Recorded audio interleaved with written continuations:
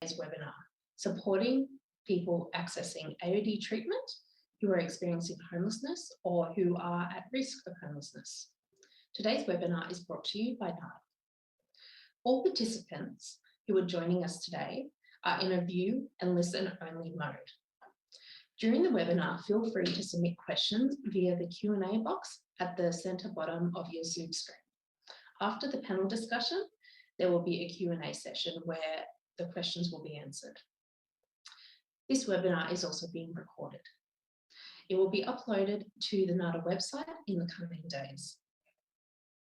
I'd like to acknowledge the Gadigal people of the Eora Nation, upon whose lands this video is being recorded.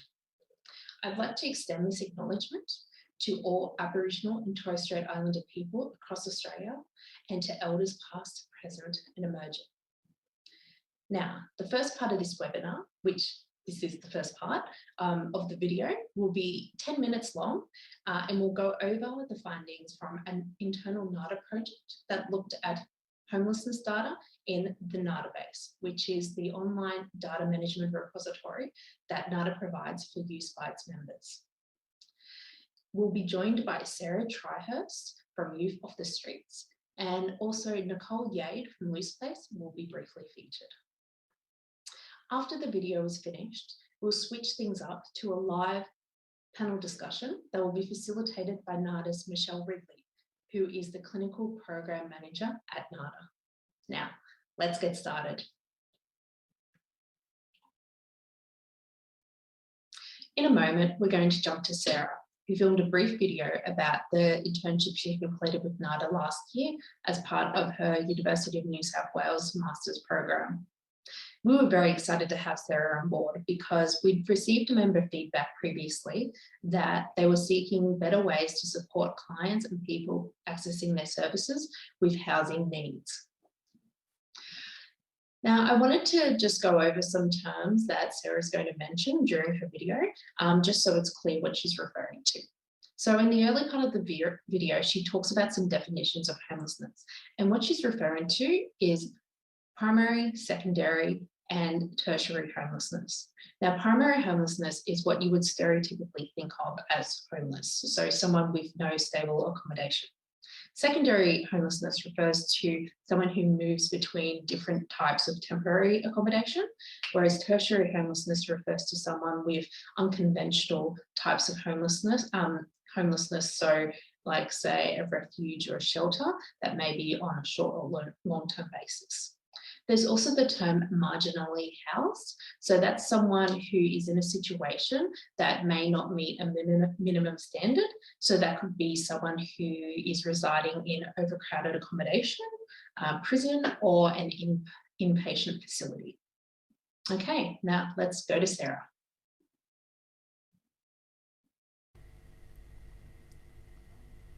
Hello, my name's Sarah and I'm an intern at NADA. Today I'm going to be talking about some of the myths and misconceptions surrounding homelessness, and specifically surrounding people who are accessing alcohol and other drug treatment who are also experiencing homelessness.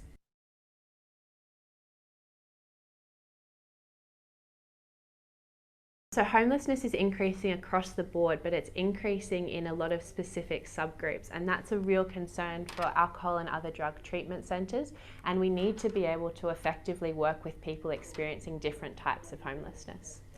So I think when people think of homelessness, we often think of people sleeping on the streets or sleeping rough, but actually there are many different types of homelessness, including sleeping at a mate's place like couch surfing, or staying in a refuge centre or a boarding house, or even staying in some types of residential rehab. And it's important to remember that people can transition between these different levels of homelessness throughout their journey, and someone's accommodation is not necessarily or at all fixed.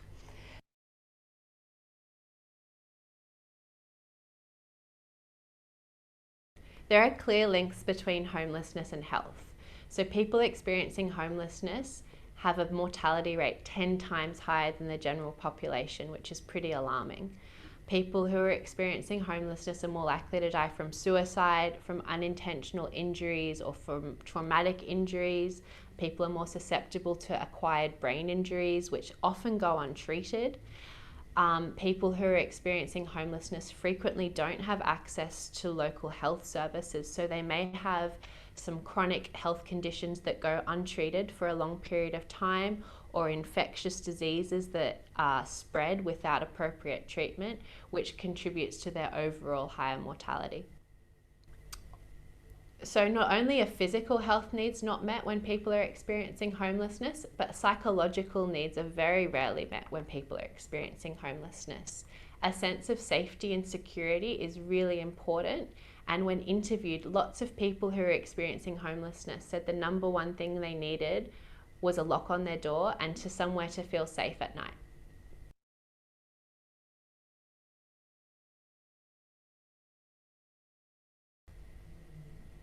So we had a look at the NADA-based data to see if we could find any trends or patterns in people who are experiencing homelessness who are also accessing AOD treatment. And what we found is that when we looked just at the category of homelessness in the national minimum data set, only about 7% of our clients were experiencing what we would call primary homelessness. That is, they had no usual accommodation or were sleeping rough. But when we recategorize the national minimum data set categories of accommodation into the terms we discussed earlier, like primary homelessness, secondary homelessness, and tertiary homelessness, we found that up to 20% of our clients were experiencing some type of homelessness. We also spoke to some members and we discussed that that was probably an underestimation of the true prevalence of homelessness in the community. So it's really important that when AOD workers and services are working with clients, that we ask some targeted questions about homelessness to gauge a full understanding of someone's journey. Excellent. Thanks, Sarah. Now, we're going to switch to a conversation I had with Nicole Yade from Loose Place about how to ask clients about their housing situation and tips and tricks for how to do this. After Nicole, then we'll get to the panel discussion.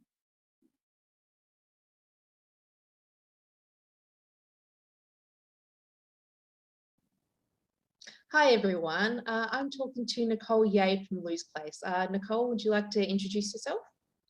Yes, thank you so much, Rosemary, and lovely to be with you all today.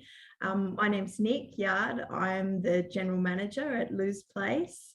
Loose Place is a daytime refuge for women based in King's Cross, and about 30% of our clients are rough sleepers. So a big part of our team's work is supporting women who are experiencing homelessness. Oh, yeah, so you're the perfect person to ask the next question to.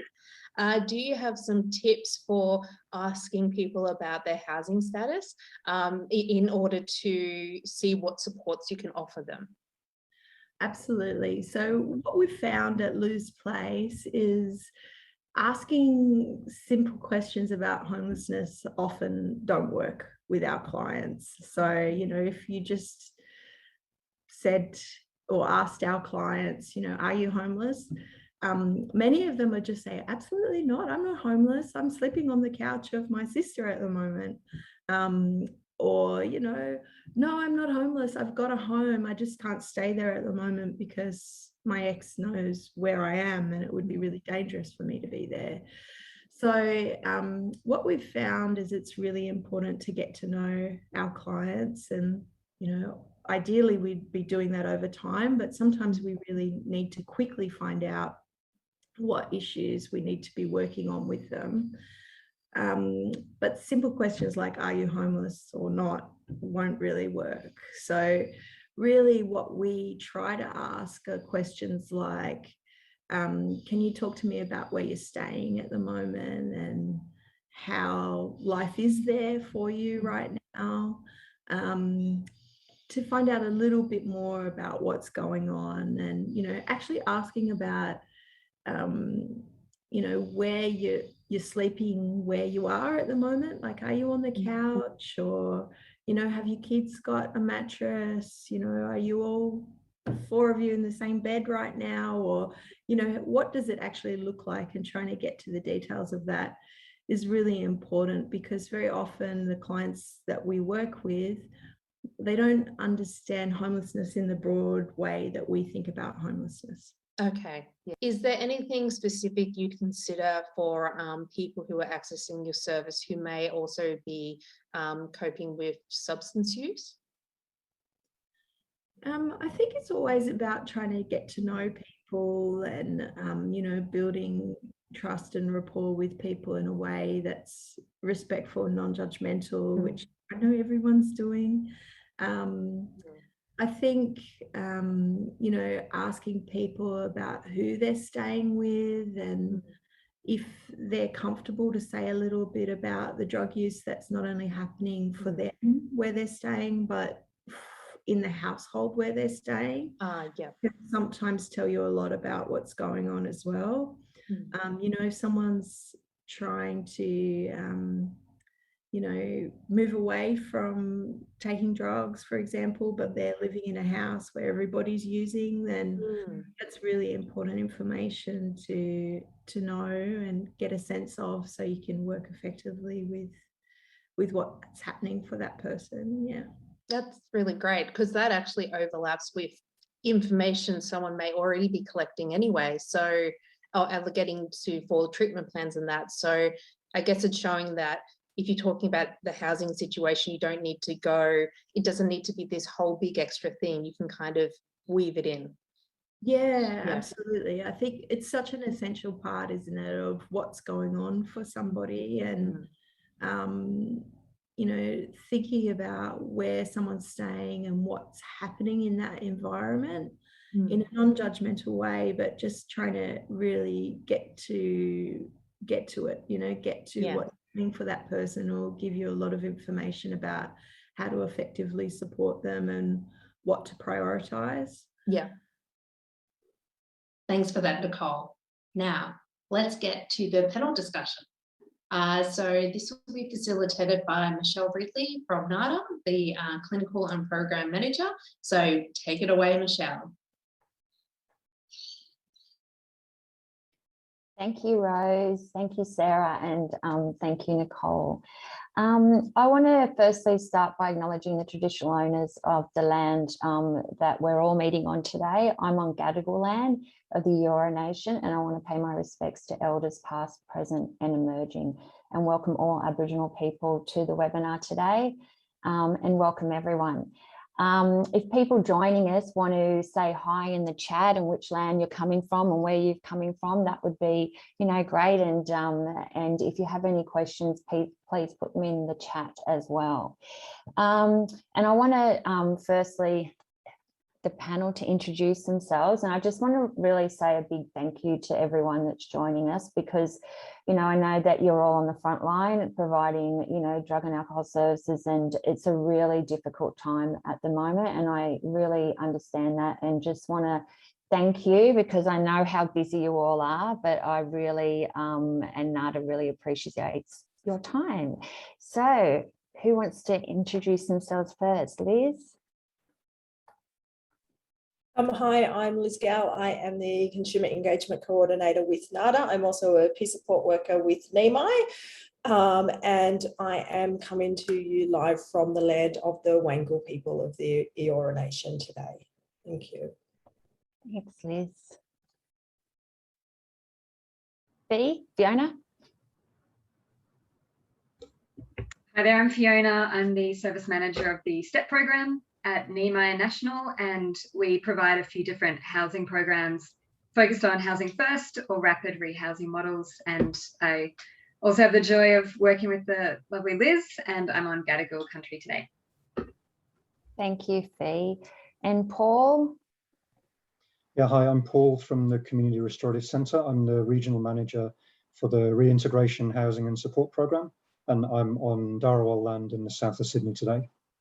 Thanks, Paul. And Lisa? Hey everyone, I'm the Program Coordinator for the Butteries CCC and RPAS programs, and I come to you from the Bundjalung country of the Arakwal people. Thanks, Lisa. And Sarah? Hi everyone, my name's Sarah and I'm the Research and Evaluation Coordinator at Youth Off the Streets, and I'm joining from the Gadigal lands of the Eora people today. Thanks, Sarah. So please, just say hi in the chat, and if you have any questions, we'll answer them. Probably we'll have a bit of a panel discussion first, and then we will try and answer any questions that come through.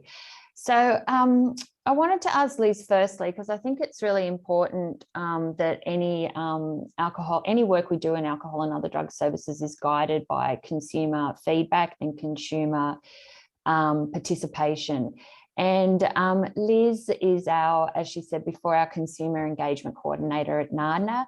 And Liz has her own experience of homelessness and accessing alcohol and other drug treatment. And I just wanted to ask Liz, from your experience, and particularly kind of following on from what Nicole was saying, why do you think it's really important that alcohol and other drug services really, explore someone's housing situation, and not, I suppose, not just having that straight out, are you homeless or not?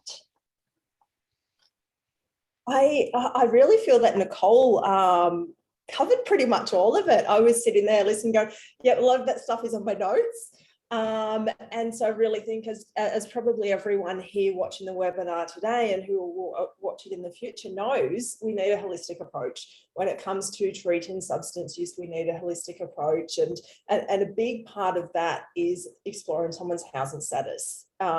Because, people, and I guess thinking both from a resi rehab perspective, but also treatment out in the community as well, looking at both of those areas. Like from resi rehab perspective, when someone goes into a medium to long-term treatment and comes out to homelessness after being in that rehab bubble, there's quite a high risk of relapse.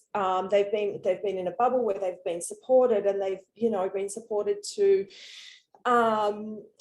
stop using drugs and not had to worry about stability and safety in terms of their accommodation, and to come out and have to then navigate the systems. The systems aren't made for most people to navigate by themselves. So to come out and have to navigate those systems on their own, and potentially, while also rough sleeping, couch surfing, or living in unstable, unsafe accommodation, crisis accommodation, it's a really challenging thing. And I know for myself, when I left one of the treatment programs I did, I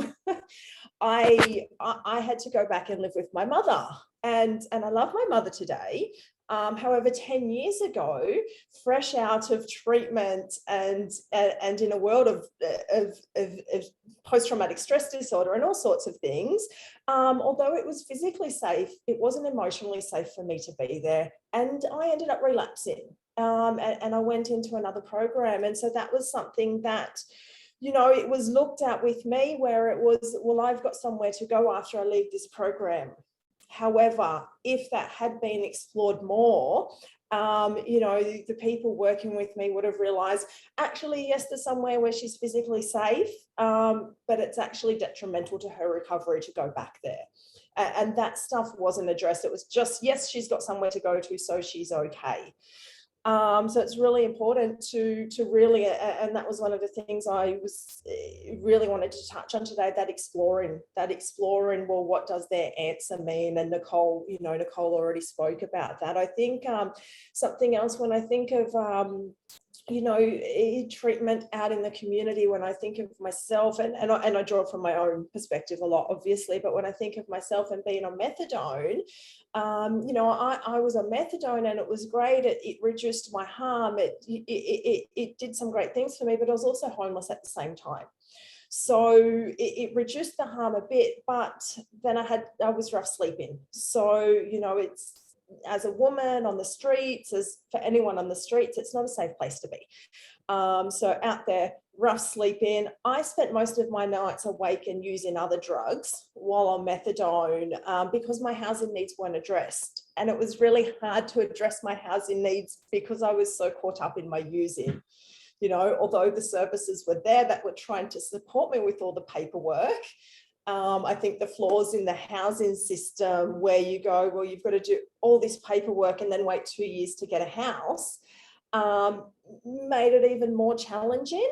And I think that's, when you ask the question, ask it early on. Once you have a client come to your service, in one of the first session, ask them about their housing status and get that on a case plan.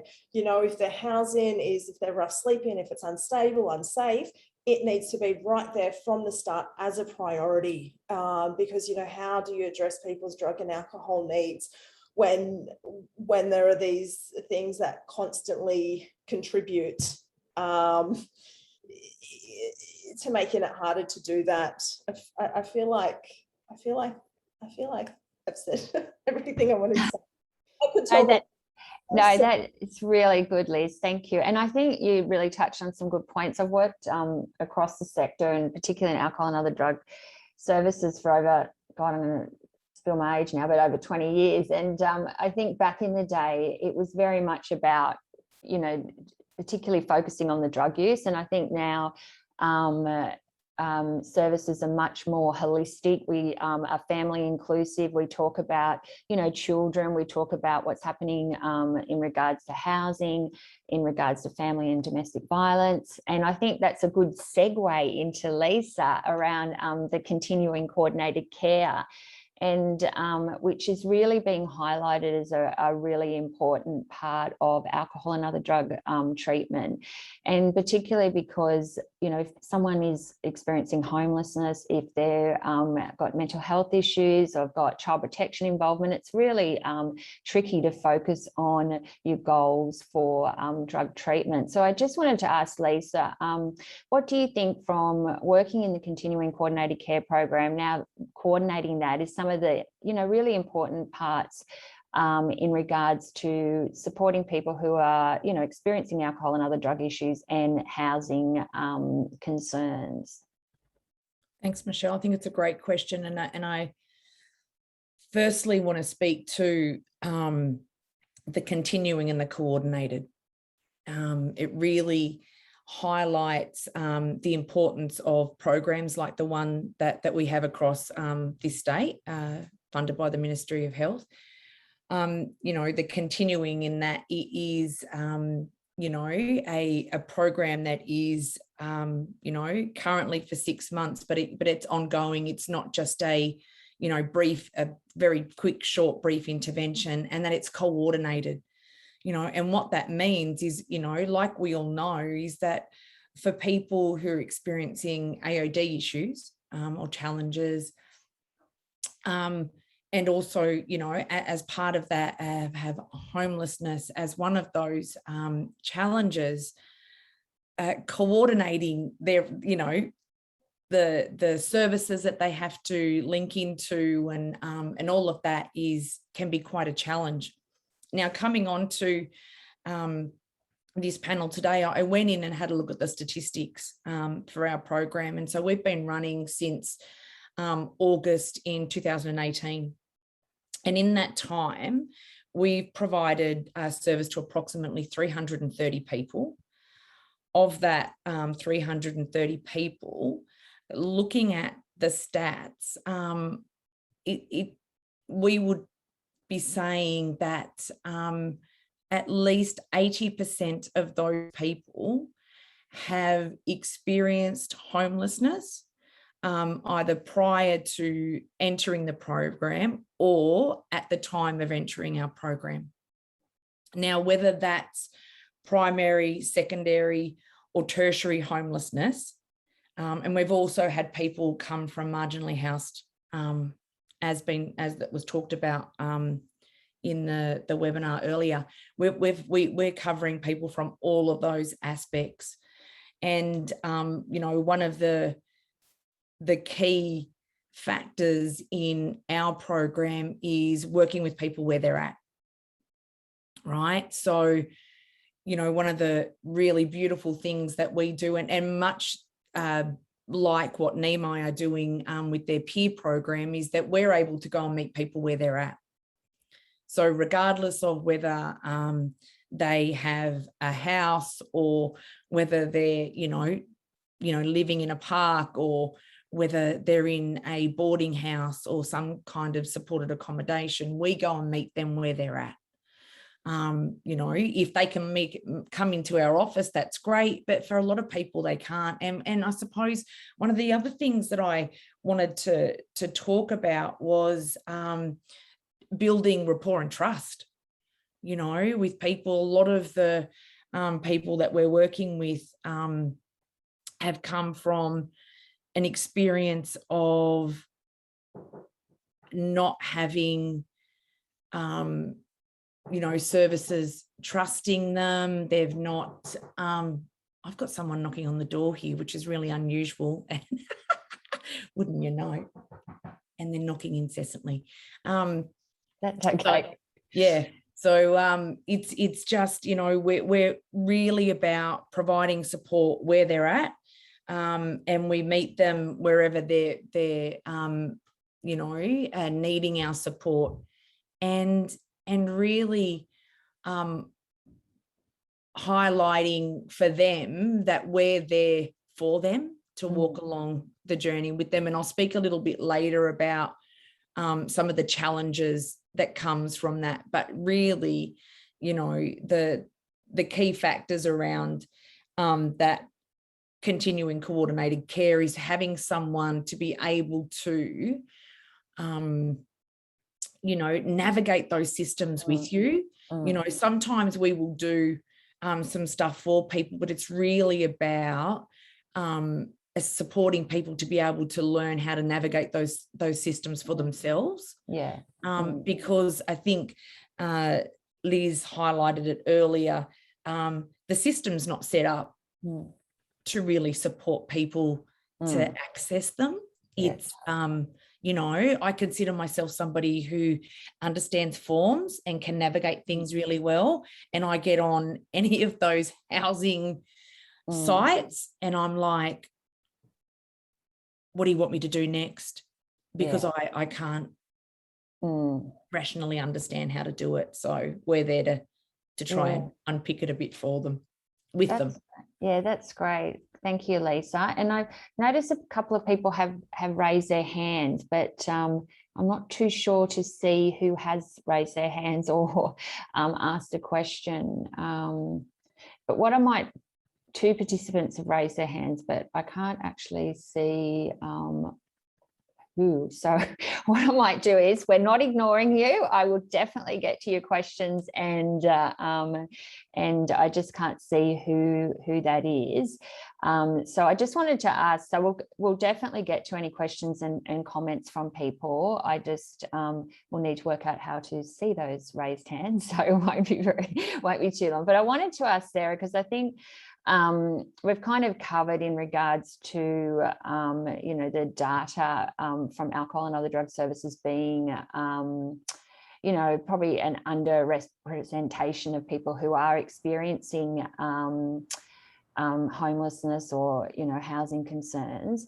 And I think, you know, I remember working in frontline services, and you kind of be like, oh, data, it takes so long to put in, what, you know, how is it helpful in a frontline kind of perspective? And I just wanted to ask Sarah, because I know you're working in a research and evaluation capacity now for TEDNOFs. So I think just to give a bit of an overview of why, you know, that information is important for alcohol and other drug services and treatment. Yeah, sure. Thanks, Michelle. I'm actually at Yachts, which rhymes with TEDNOFs. Oh, sorry. Off the streets. That's okay. We do a little bit together, so that's fine. That was not good. It's all good. Yeah, so I think, I mean, this report that we based these numbers on was based on data just pulled straight out of the database, and I think it sort of highlights some of the issues with drawing conclusions from a data set like this, because if we just look at how people respond to questions, it doesn't necessarily reflect what someone's told the person who's entering the data. And probably the NMDS was not set up to look at homelessness, it was set up to look at AOD use. So I think that's where some of the issues with data can come about.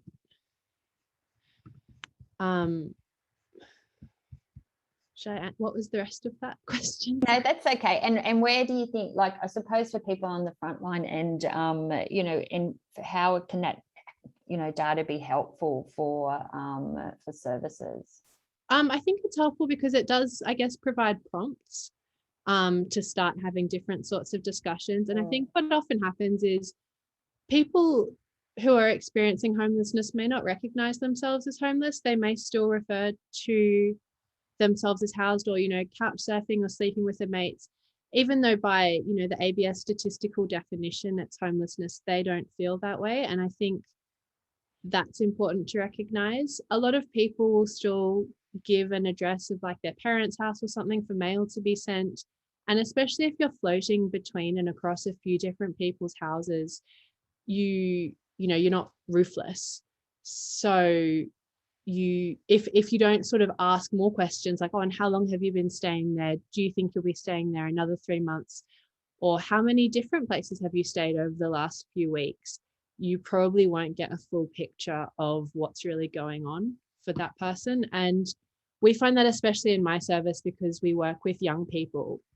So they'll invariably tell us that they live in private accommodation, which is their parents' house, but they may not have been home in many months.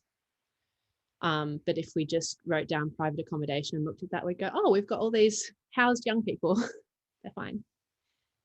Excellent. Thank you, Sarah. And I just wanted to get on to Paul now. So Paul, as a lot of you would probably know, the Community Restorative Centre does amazing work with people who are involved with the criminal justice system. And Paul, I just wanted to give us a bit of an overview. And I think a lot of people are aware, but I think it's pretty alarming sometimes for how many people come out of prison that may not have accommodation, or for people leaving custody don't have housing. And so I just wanted you to kind of give a bit of an overview of what are the challenges for people who have criminal justice involvement, and what suggestions you have for AOD services working with people involved with the criminal justice system. Yeah, thanks, Michelle. I think, but first of all, it's really important to give kind of some context around who's in prison. So I think it's really important to note in the last 20 years, there's been a 30% increase in the rate of imprisonment in New South Wales. And included in that, there's particular groups of people who are growing especially fast in custody. So the main ones are people who are on remand, so people who haven't been sentenced yet, Aboriginal and Torres Strait Islander people, and also women. And so with people on remand, because people are often maybe released from court, there's generally no opportunity to do any pre-release planning for those people. So obviously that's a huge issue in terms of homelessness. Aboriginal and Torres Strait Islander people are the most incarcerated group of people anywhere on earth, which is a pretty sobering fact in Australia. And another factor, the number of First Nations parents in custody has a direct impact on the number of children going into out-of-home care, which obviously is a recognised pathway into adult imprisonment as well. So it just kind of repeats that cycle for First Nations people. And then when we look at women in custody, again, over half of the women in custody have at least one child under the age of 16. So again, it's sort of just repeating the cycle of kids going into out-of-home care, which is a pathway into adult imprisonment. And if you look at across those three groups, so if you look at First Nations women on remand, that population has increased by over 100% in the last 10 years, which is pretty shocking. It's also important to note the demographic realities of who's in prison. So I'm just going to see if I can share my screen and pop up a slide around that. So I guess we can see there. Is that working for everybody? Right. We can see there the prevalence of support needs amongst people in custody. And I think it's really important to note as well, all of these figures are significantly higher than rates in the community. And many people are experiencing these factors chronically and simultaneously. And also, if you look at separating it out between men and women in custody, even though women make up a much smaller number of people in custody, the rates of prevalence for these different support needs are significantly higher for women in custody. So I guess also it's really important, I think, for me to note around a quarter of people in prison come from just 3% of the state's most disadvantaged postcodes. And I think at the moment, around 69% of people who are in prison have been in prison before. So that's kind of, I guess, the demographic realities of who's in prison. Currently, at the moment, there's just over 13,000 people in prison in New South Wales. But the flow-through population, or the number of people who leave prison each year, is closer to 20,000. And that's really because about half of the people in prison are serving a sentence of less than 12 months. And so out of those 20,000 people who get released every year, at least 4,000 are released into primary or secondary homelessness. And I guess in terms of what CRC does, in terms of our work, we have a model that's made up of a few different aspects that I can kind of talk a little bit to now. So firstly, we look at reintegration framed outside of the lens of individual rehabilitation, which is about really acknowledging those demographic realities of who goes to prison and why. And it places the kind of structural predictors of recidivism, such as housing and homelessness, at the heart of service delivery. So rather than looking at kind of individual aspects of each different person, we look at, okay, where's somebody come from? And that's really a very good predictor of where somebody's going to end up without any support. The second aspect is looking at incorporating systemic advocacy in our service delivery. So really about workers seeing themselves in the corner of the people they're working with. And also for CRC, it's really, really important that we have people with lived experience of incarceration working in the organisation. In terms of how we work with the people that we support, it's really important for us that we've got an effective through care model, which includes pre-release engagement. Really can't stress enough how important that pre-release engagement is in terms of identifying with the people we support what their needs are and putting supports in place before people reach the community and might reach the community in crisis with no resources, no supports. If you can do that work before somebody gets out, it can make a really huge difference. I guess looking at the kind of level of support needs and the complexity, compounding nature of support needs that people that we work with generally have, it's really important to have a kind of long-term, holistic, relational casework model.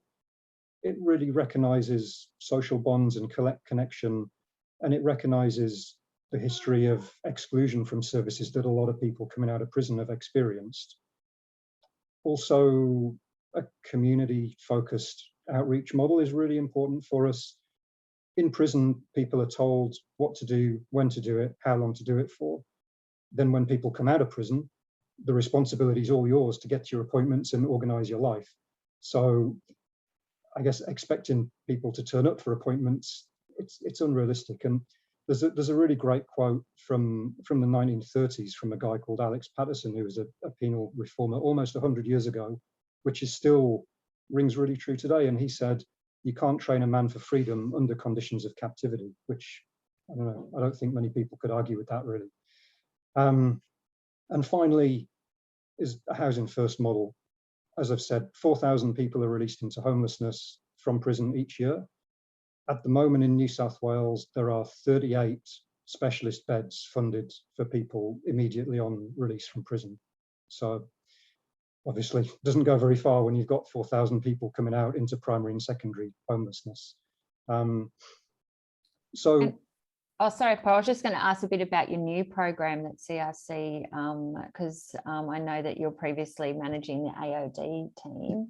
And so did you want to tell us a bit about that? Yeah, sure. Yeah. So yeah, I've just moved into the new role with the Reintegration Housing Support Program. It's a brand new program funded by DCJ Housing. So yeah, we're really excited to be working with them. It's, I guess, around addressing the Premier's priority of reducing homelessness, obviously, particularly for people coming out of prison. And it also goes to another one of the Premier's priorities around reducing recidivism. So the new program, we're going to have 2 CRC workers located at each of 6 DCJ housing offices. so co-located with DCJ housing staff. 3 of the offices are in Sydney and then 3 regional offices. So it's a great opportunity for us to work together, work really closely with DCJ housing staff and, you know, share the knowledge that we have working with people coming out of custody. And I think from the initial discussions we've had with DCJ housing, the people there, they really recognise there's this population of people that they aren't really able to effectively support. So the discussions we've had so far have been really promising around how we're going to work together. So yeah, we're going to have 2 CRC workers located in each of those 6 offices, and basically following the model that I've outlined just now in terms of how we're able to work with people and suppose work jointly with DCJ housing to hopefully address a lot of those housing homelessness issues. That's really, that's great to hear, Paul. And I'm sure if people want to know more about that housing program, we could provide information. We're going to provide information afterwards as well in regards to resources and things for people that are joining us today. And the webinar will be available online. I was going to talk to Fee next, but I think she's, Fiona is she on the screen? Or, oh, wait a minute, she's coming in. So the joys of technology. Hey, Fiona, how are you going? Lost you for a minute there. Hey, yeah, what a convenient time for my internet to crash. Yeah, that's okay. I think just completely dropped out. They're doing something to the NBN, but I'm back. Thank you. I'm sorry. So I literally just came back. I know, and I was like, oh, I've got a question. That's okay. And I think it's a good following on from what Paul was saying. You're working directly in the housing sector. So just wanted to have just if you've got any ideas, because I think it can be, like Lisa was saying, quite a daunting system, like any kind of government systems to navigate or big systems. For drug and alcohol workers on the ground, helping and supporting people and working alongside them, what are some of the tips that you would recommend? Yeah, really good question. And I guess there's a couple of different angles to come out that. The first thing, just to back up what Paul has mentioned, is when we're talking about solving the social issue, which doesn't have to be a social issue, of homelessness, and especially at the intersection with any kind of people's substance use, the answer really is housing first programs. That's what all the research says. There was recently just the new parliamentary inquiry into homelessness, which again, pretty much all the recommendations were just, you need to fund, like all the states need to fund housing first models.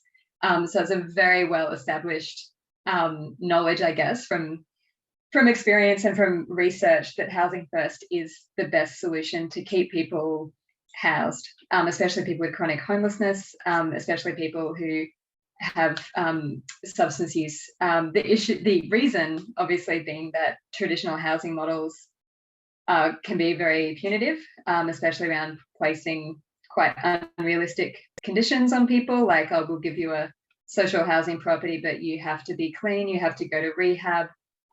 Things that they're just not realistic, and they're also outside of like kind of appropriate and compassionate models of alcohol and drug use. So that's, I guess, the first thing is housing first is the way to solve homelessness, was one of the ways.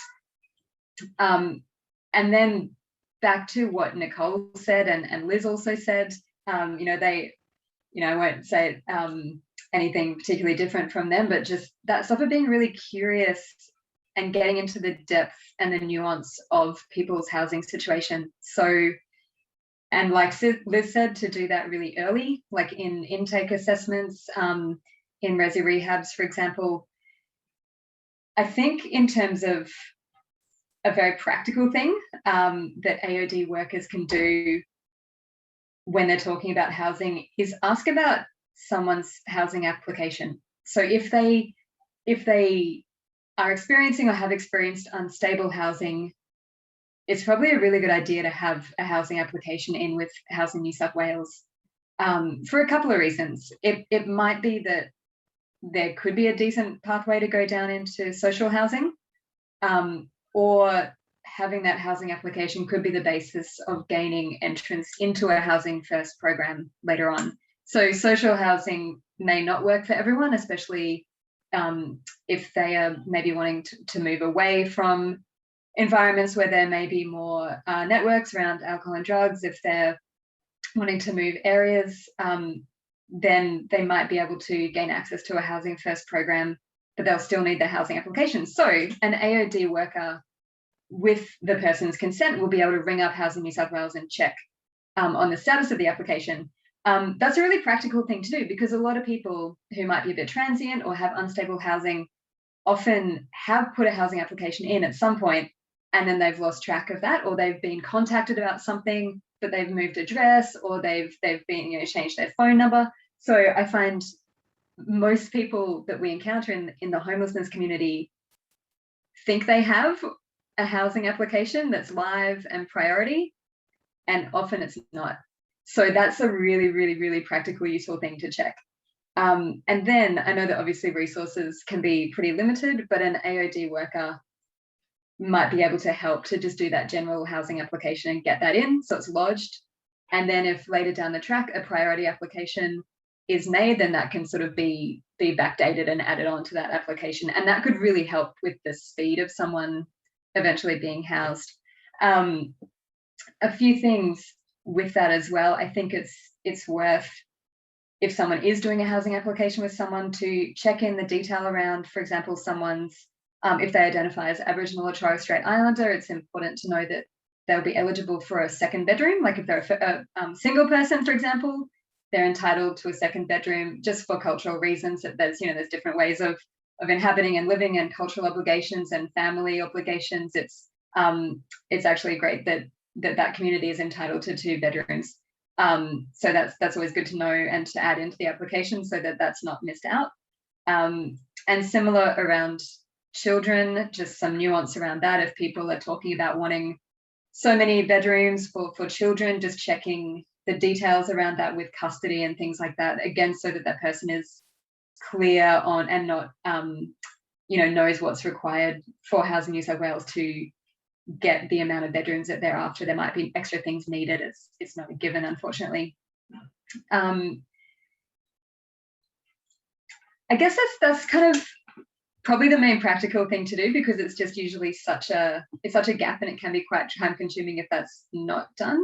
If an AOD worker is also looking at housing options, because the landscape changes all the time in terms of what funding is available and what programs are funded, there are different housing first programs generally happening somewhere. And so I reckon the best thing is to contact Homelessness New South Wales, which is our peak body, and they'll be able to give you like an up-to-date answer on what NGOs are able to help provide access if there is a current housing first program. So yeah, because it changes so often, it's probably best to do that. But there's usually no reason that an AOD worker or service, given the time, would be able to refer someone into those kind of programs as well.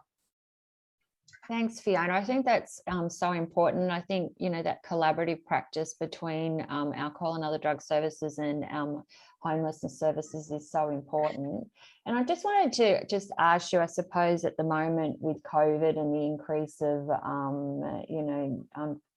cases across New South Wales lockdown, when we kind of had the original lockdown last year, there was a lot more seemed to be in the media about the government's response to people who were sleeping rough or homeless. Just wondering, like, if someone's experience, working with someone that's happening to now, or what kind of, if you could give us a bit of an update on what people can do, I suppose, if they are supporting someone who is experiencing homelessness, particularly at this time with COVID.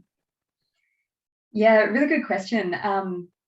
And it's been very interesting in the homelessness sector during COVID, because we are having a lot more opportunities to house people, essentially. So as with the first lockdown, we're still supporting people who are being funded into temporary accommodation, which is in hotels, generally in the city.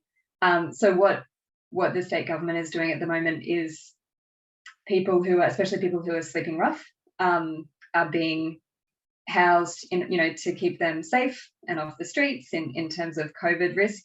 And they are being offered rapid housing pathways, usually through Housing New South Wales, so into social housing, and we're supporting them into those pathways. I guess the really good thing about that in terms of this conversation is any kind of rapid housing that's kind of from a housing first principles in terms of having very low barriers for people entering means that people who are currently using drugs and alcohol or in recovery or trying to minimize their use, that's not a barrier for people to get housed. So obviously that's really important, because we know that if people are, especially if they are maybe wanting to reduce their use, that tends to be a lot more successful when they're stably housed compared to when they're trying to survive sleeping rough in winter during a global pandemic. So I think that's really good news. There's also slightly more, more realistic allocations for people to have time in temporary accommodation at the moment as well, because of the COVID landscape. So if someone is experiencing homelessness, not necessarily rough sleeping, they might ring up Link to Home, which is a centralised emergency number, I guess. And at the moment, they'll be given quite a lot more days in emergency accommodation than normal. So certainly the sector is actually working incredibly well together to try to respond to this pretty intense need for rough sleepers and general homeless population at the moment. Thanks, Fee. That's really good. I'll just go to, we've got a couple of questions. And I suppose I'll ask one of the questions from people dialing in today. So someone said, what about people who identify as LGBTIQ+ and are experiencing homelessness? How are their needs being met?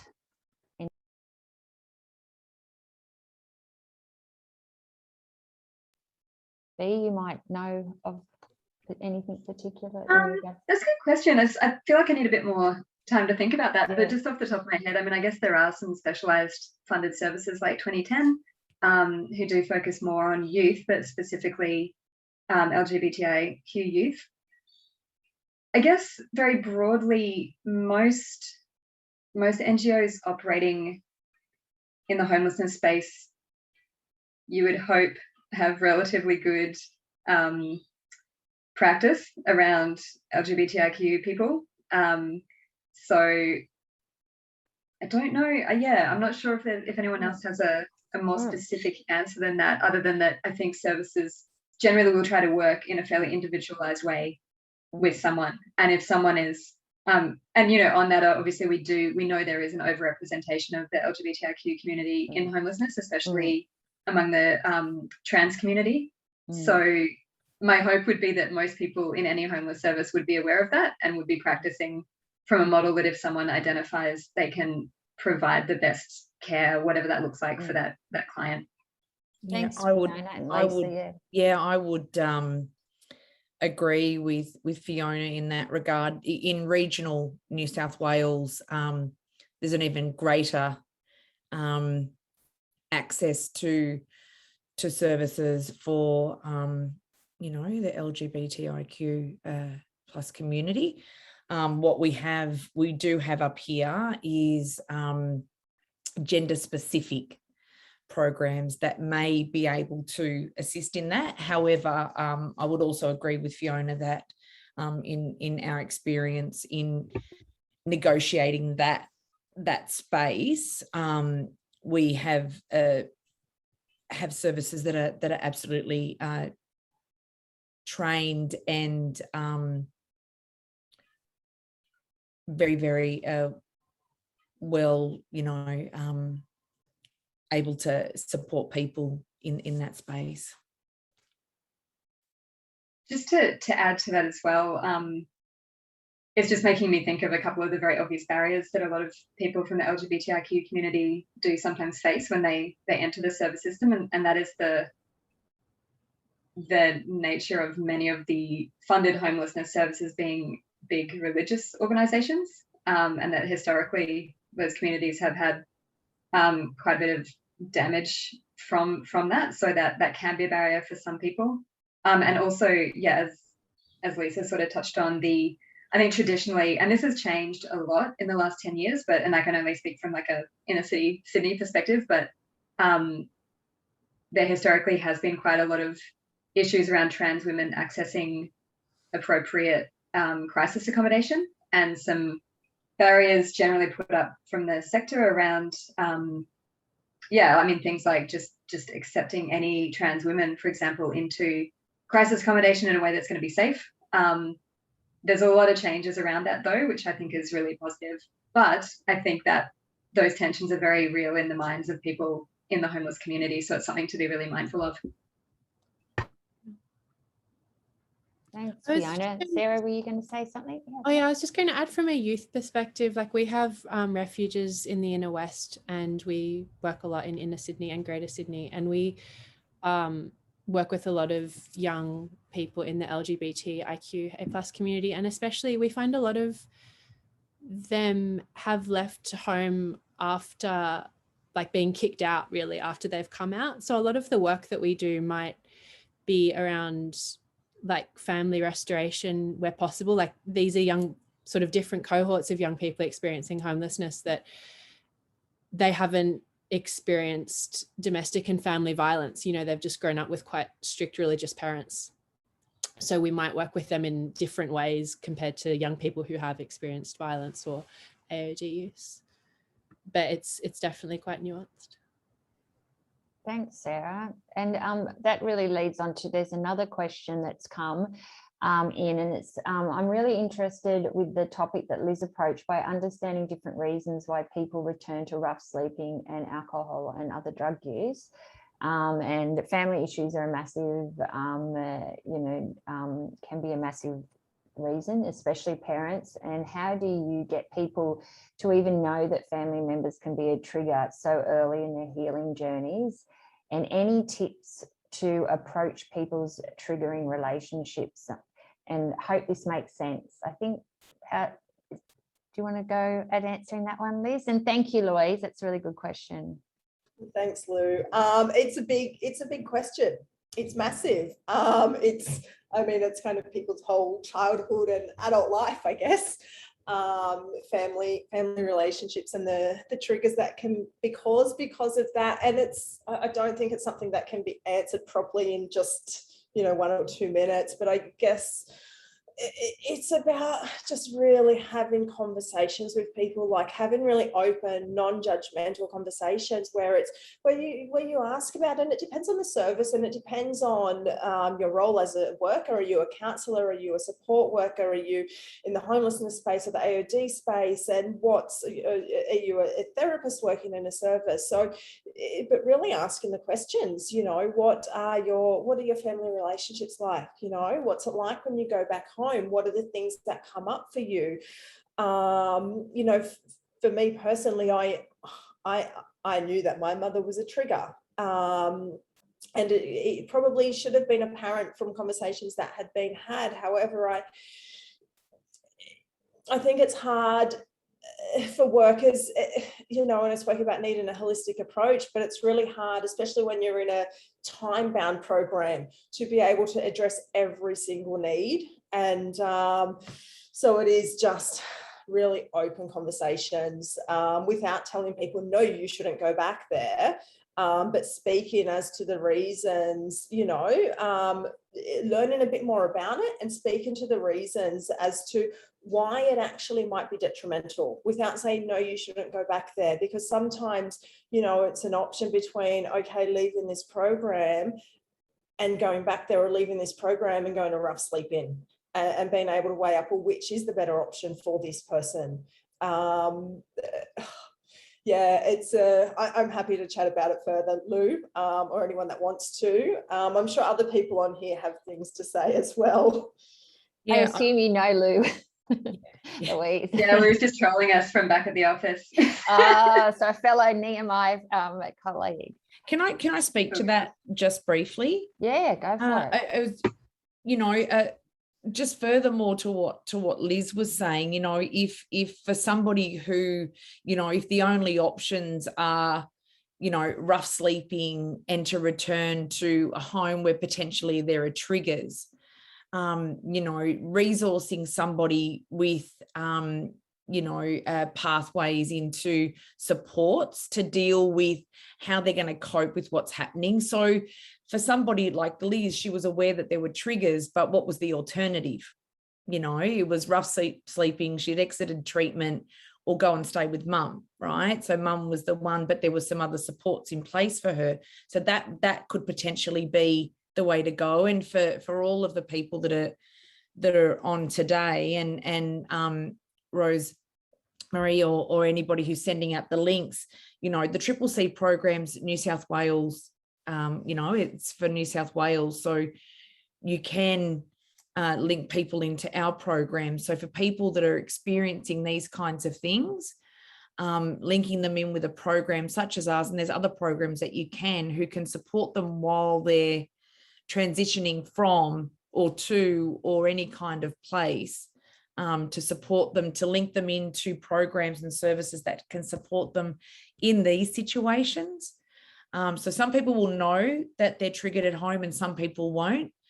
And also what I would say is, like Liz says, depending on what your role is, will be whether you have those conversations and understanding what your scope is. You know, like whether it's a referral onto a clinician or whether it's, you know, whether it's something that you do in your role. But yeah, there's certainly space that you can navigate that. Yeah, and I think just quickly, one of the biggest things, like when I've facilitated relapse prevention groups, one of the biggest things is teaching people the tools, like looking at, well, you know, what's going to be a potential trigger? Is it, you know, family events? Is it this? Is it that? And what can I do? What can I do to keep myself safe in that? You know, can I make a phone call to someone? Can I go for a walk? Can I go and stay somewhere else for a night or not go to this event? And those just little things that can really make a big difference. But yeah, so if you're not the person that can support them in teaching them that stuff, like Lisa said, referring them on to the right service to do that is brilliant. And I think, like how Sarah spoke about before, particularly for young people, a lot of the work that the youth services are doing are working with young people and families. And you never want anyone to be living in a situation where, you know, it's just, you know, not working. But sometimes there is that option with support, like Lisa said, that, you know, that we can, you know, people can be supported. And then looking at housing options that can be better than, you know, putting themselves really at a significant risk of rough sleeping as well. I just wanted to ask, because I know often people in drug and alcohol, we are like, oh, there's no housing, we can't get anyone into a housing service and it's really tricky. But I kind of wanted to flip it and ask Liz, on from your work working in Nehemiah, what are some of the barriers for people who are homeless or who are, you know, at risk of homelessness accessing alcohol and other drug treatment services?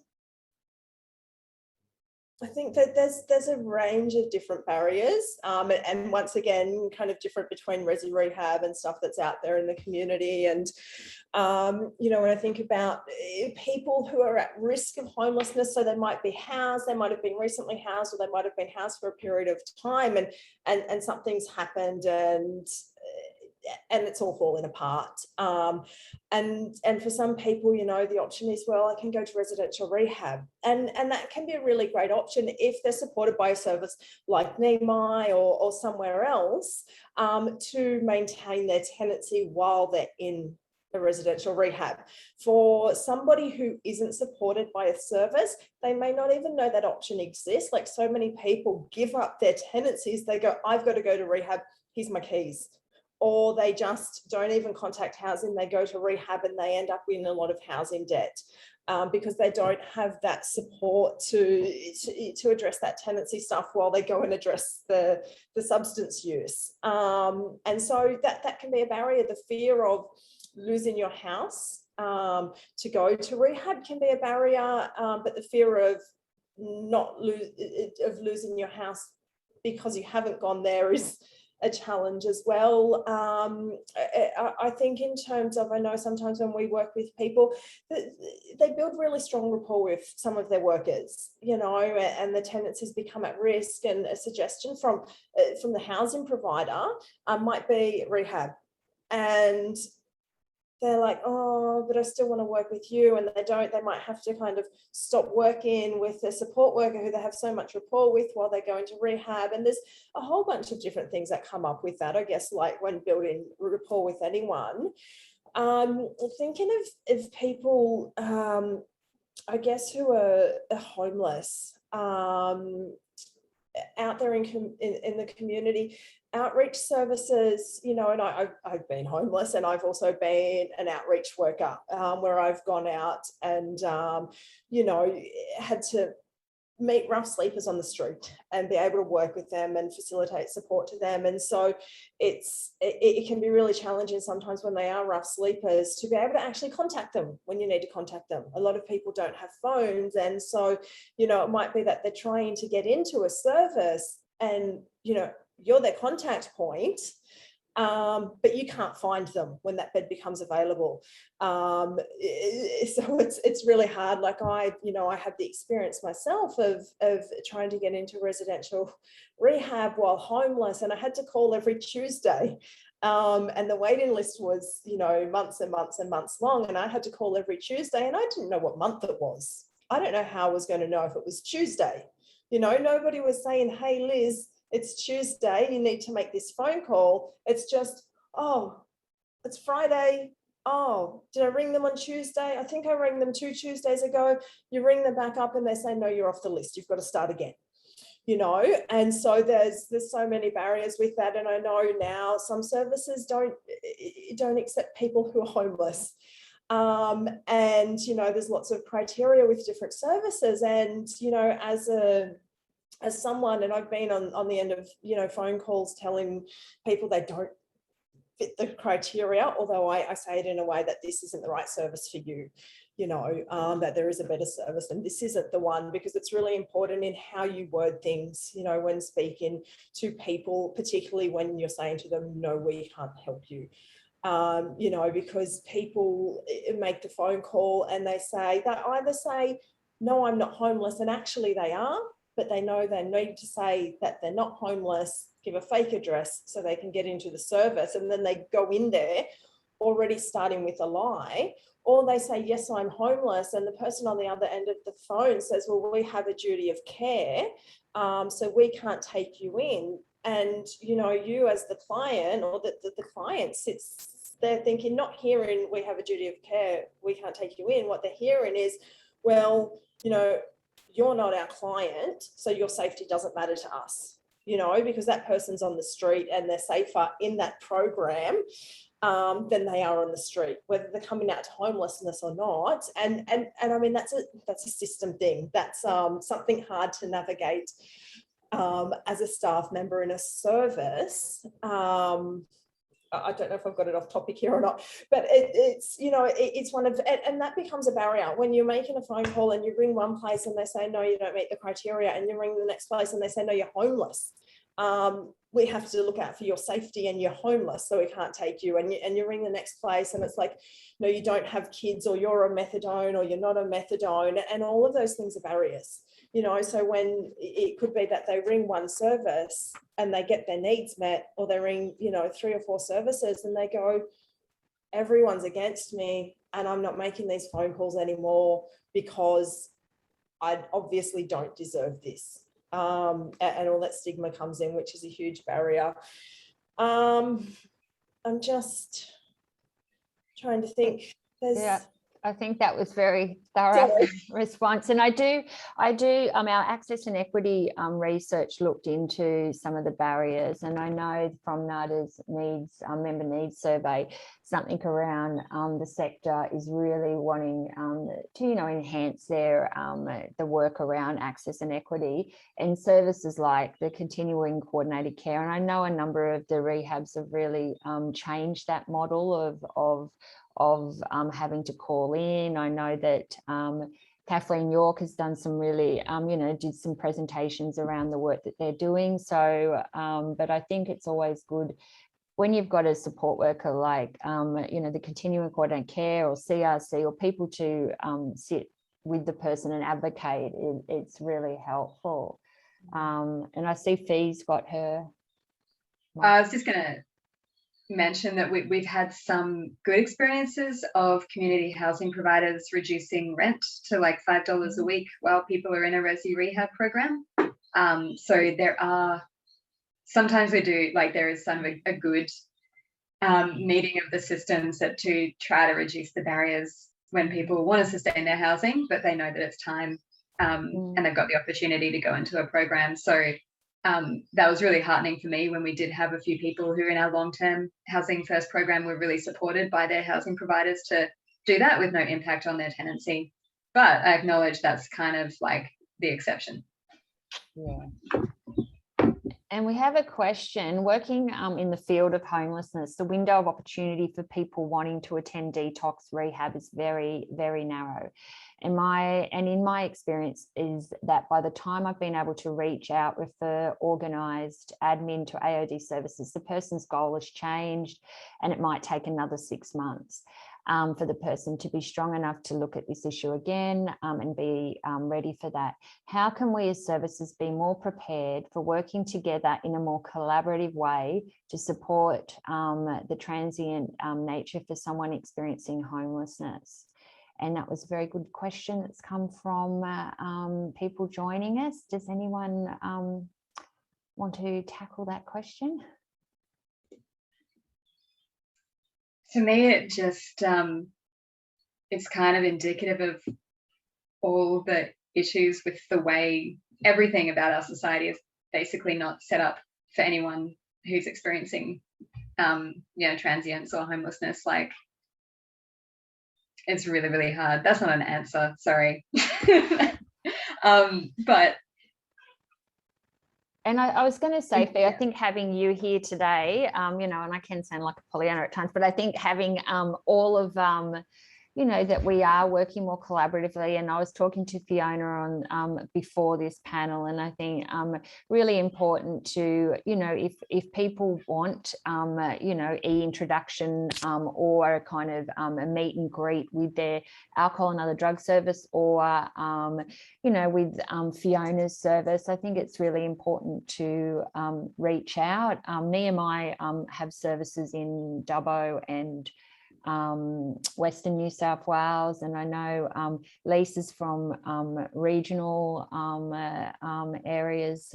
So yeah, I do think that networking on the ground is really important, and I do think the more we facilitate conversations like this, where we invite people from housing and invite other sectors, can really try and start that kind of process. Yeah, I would agree with that, but I also think it's like, I think that in our organizations we're doing that. We're doing the best that we can, but it's also and it's also about those relationships that you're having with other organizations, and sometimes it can be hard to get that in because the processes can be really rigid and difficult to navigate, as I said before. Sometimes it is about going to meetings, and with COVID it makes it difficult, but up here a lot of our meetings are now online, so I've actually been able to get to more interagency meetings than I was prior to COVID because everything's online. So people, I'm getting to meet far more people. So when you know someone, get to know them, talk about your service and talk about the people. They need to hear what you're doing and who you're servicing. People generally are wanting to do good work, you know, and as much as the processes are, they're generally not very human. There's human beings behind them that are trying to do their best, and that's where I come from. They're trying to do their best generally. So if I go in from there and I get to know the people, then I pick up the phone and have a yarn with someone, you know. And if I know that person, if I've already got some kind of relationship, for me it's about the relationships, because, you know, it's a hard, it's not necessarily an answer for you, but it really is, you know, you're already doing the work, you're doing that collaboration, but it's drilling down a little bit more, I think, sometimes. Yeah, thank you, Lisa. That's great. And I was just going to say, Paul, a couple of people have mentioned that it's really great to hear about the new program that CRC will be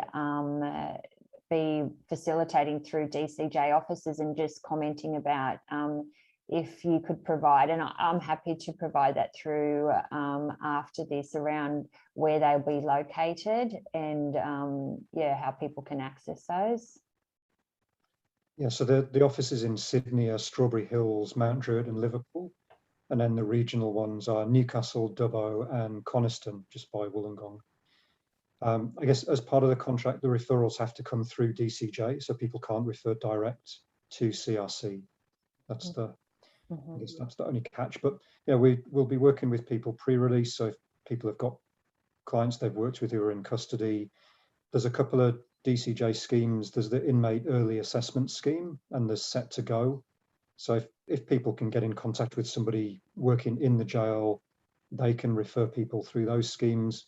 We will also be working with people who are walk-ins who are recently released. But again, I guess the DCJ housing staff are the people that can refer to the CRC workers.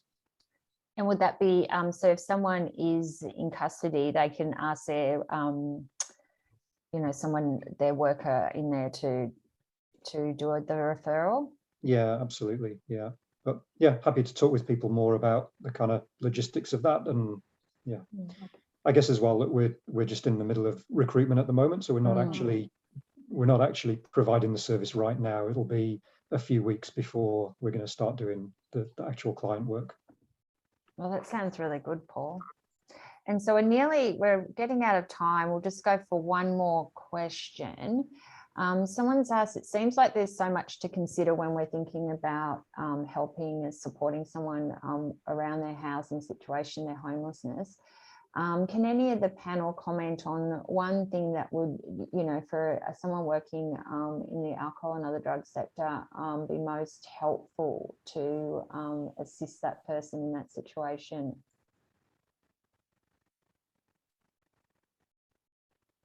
Everyone looks a bit stumped. Just one practice tip, one pearl of wisdom you can leave everyone with before we finish today? Just keep showing up. Just keep showing up, because, you know, sometimes it's not the priority, and so many other things take priority, and just keep showing up. And it's not about you or them rejecting you as a worker or anything like that. It may not be their priority, and the systems, as we've, you know, the system makes it really challenging for people to stay engaged. So be there, like meet them where they're at. Like Lisa said, you just meet people where they're at, and if they're still at the same place, you know, the next week, or they've gone back and they've gone, you know, it might be little steps forward and then a massive jump back, and just keep at it.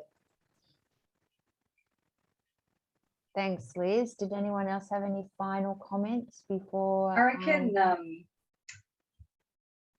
just really listen to what people want around their housing and drug and alcohol use. And you know, it might change, but just yeah, try to listen really well over time to understand what people actually want out of being housed, because that might be that we might assume that someone wants to live in a high rise in Sydney, but their dream is to move to Byron, and you can do a housing application to reflect that and help them. Although, yeah, they can go live at the Buttery. That'd be great. They can listen to Paul Kelly. They can also, some people really like living in the high rises at Waterloo. Some people, that's what they want, and that will make them very happy to live there for the rest of their life. So just not making assumptions about what it is that someone wants out of their housing situation, and then just helping them work towards that goal. And obviously including family and friends and whatever it is in that, to be able to try to get that as possible, set up as well as possible for the future. I was going to say as well, especially with young people, but I think this would apply to anyone, like keep checking in, because someone might say they're fine and they're living with mum and it's all good. And then when we check in 2 weeks later, that situation's deteriorated, but people might not come forward with that information unless asked. So we really try and give people, especially young people and teenagers, like a lot of opportunities to check in, see how things are going, where they want to be. If they want to change their plan, that's fine. Thanks, Sarah. And we've just got Lisa and Paul for one I think also, as you know, as well as doing the client work, which is huge in and of itself, we need to keep advocating, because there's not enough public housing for the number of people that really need it. And going back to the previous question about accessing AOD services, yeah, the system is really difficult for everybody to get into rehab, but the fundamental reason it's so difficult is because there's not enough beds for the number of people that want to get in there. So it's a huge task, because we're already doing a huge amount of work with the client work. But I think wherever we can, as individuals and as organizations, we need to keep advocating that the systems that we have, the resources that we have, just aren't enough for the level of need that's out there. Thank you, Paul. That was definitely a good one to finish us off with. And Lisa, and I think that is really important. It's not like Lisa said, it's, the resources, and like you said, Paul, and the systems, which it's not the person sitting at the intake line that wants to just say no to people. It's, being under-resourced and what we're trying to work with at the moment. But yeah, any advocacy points that you can do in your workplace or out is always really, really encouraged. And Lisa? Oh, look, I think that the other panelists have definitely covered, anything that I would have said. I would reiterate that, being on the front line, that that we have the people's stories to take to these places, and attend. I went to a regional housing task force roundtable, and you can go and it can seem really dreary, and it can seem like, well, what's the end goal if all we see is problems. But we need to keep having the conversations, like Paul was saying. We need to keep fronting up and having the conversations, because because that's why we do the work. That's why we do the work. So thank you. Thank you. And again, thank you all today. I know acknowledge how busy you all are, and this is a really difficult time, and in regards to collaboration, and it's something that NADA's very passionate about, and in my role, particularly around cross-sector, developing cross-sector partnerships and supporting that continuing coordinated care across the AOD sector. So it's not a conversation that we'll finish today. This is just kind of, the start. And if anyone has any questions, please feel free to email me, and we will be sending out lots of resources and information. And if there's anything that has been, that you want to ask, feel free to email me, and I can be in touch with any of the panelists as well. But I just really want to shout out, thank you, and you're all amazing, and take care and stay safe, and to everyone out there as well that are joining us today. Thank you. Thank you. Thanks. Bye. Thank you.